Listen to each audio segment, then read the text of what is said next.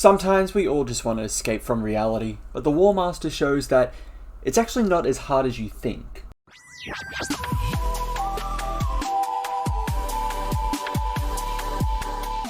Hello and welcome back to a Madman Big Finish review, a video series where I review some of the latest Big Finish releases. For this week's video, I'm going to be talking about The War Master, Escape from Reality. So this is comprised of 4 stories, starting off with our first story, as usual, try to keep it spoiler-free as possible, with The Wrath of Medusa by Roshana Patel. Crashing into a universe of fiction, the Master finds himself lost in a world of Greek mythology, with a Dalek assault squad close behind. Now, this is not only a great start to this box set, setting up why the War Master has come to the land of fiction, but this is probably the best story in this box set. I enjoyed it so much. It's fantastic.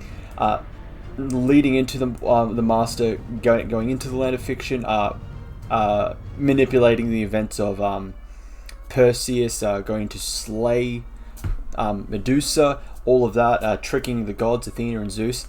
Fantastic. I absolutely loved everything about this story. It's a fantastic starter. And that leads us into our second story, The Shadow Master by Lizzie Hopley. As the Master plunders inconceivable artifacts from an impossible universe, he encounters a figure that may prove his greatest threat, his own shadow. Now, I feel like this was a hard one to follow from Wrath of Medusa because I just loved Wrath of Medusa, but I think the story was fine by its own. I enjoyed it. I really liked this story. The Master's shadow. Now, the thing is, each of these stories is based off a certain work of fiction. I'm not familiar with this second one, what it's supposed to be based off. So I felt like, unlike with the other stories where I at least knew about these characters, a little bit of their history, stuff like that. Medusa and Perseus.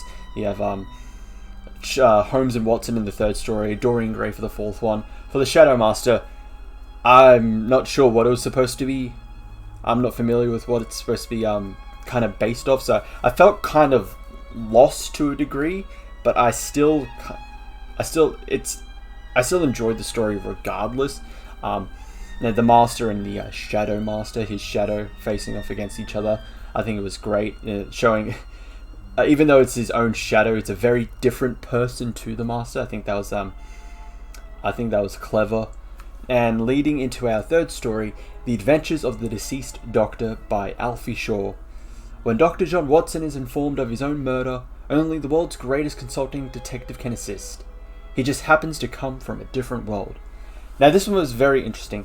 I think it was fine, but the plot of itself was interesting. So, as I said in that little summary, Watson discovers that he has a doppelganger. That is pretty much it is literally him. Has been murdered. Not just once, there are multiple Watsons that have been killed. And he's helped by Sherlock Holmes, who is, it's not Sherlock Holmes, it's the Master pretending to be Sherlock Holmes. So that idea in the land of fiction with Holmes and Watson, all that, I think it's very interesting. But the story itself, I think it was fine. It was a nice, to the point, nicely structured story. And that leads us to our finale, The Master of Dorian Gray by David Llewellyn. Seeking the power of immortality, the Master works himself into the life of Dorian Gray, but can he change how the story ends? Again, a running theme with these last 3 stories, I thought they were fine. I liked them. This one in particular, nothing really kind of stood out to me.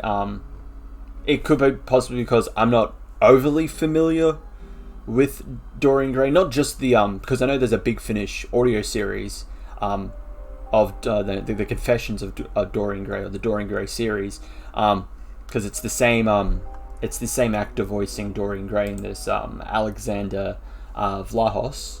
Probably butchered that. Drink.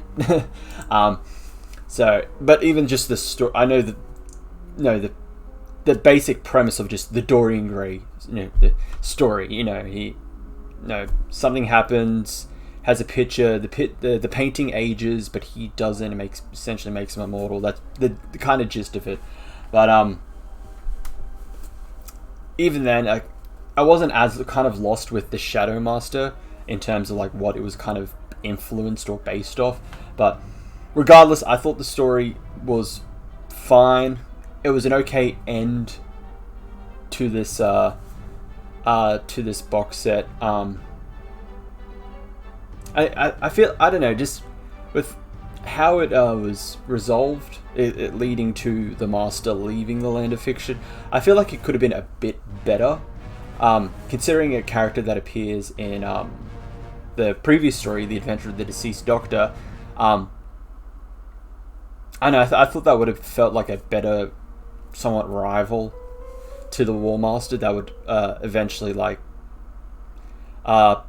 push him and pursue him to a point where the War Master decides, okay, this is a pointless gambit coming to the land of fiction, like, I'm out of here. Whereas with Dorian Gray, I don't know. I think just mainly because of the whole immortality angle with Dorian Gray, I feel like it still kind of works. I just feel like it could have just been if it was a different character, it would have been I think it would have been a bit more solid. But regardless, I still like the story, and it was an okay end to this box set. So overall, if I had to rate it, I would have to give The War Master Escape from Reality a 7.5 out of 10. Now, we had a great, amazing first story, followed by 3 okay, good stories. They were still solid stories, but they didn't pull me in. They didn't keep me as engaged as The Wrath of Medusa. But that is it for the video. Thank you everyone for watching. Make sure to check out my previous reviews. Check out any of the videos that my co-hosts have done. And also tune into the live streams. We live stream every week, unless certain circumstances happen. But I will see you all in the next one. Ciao.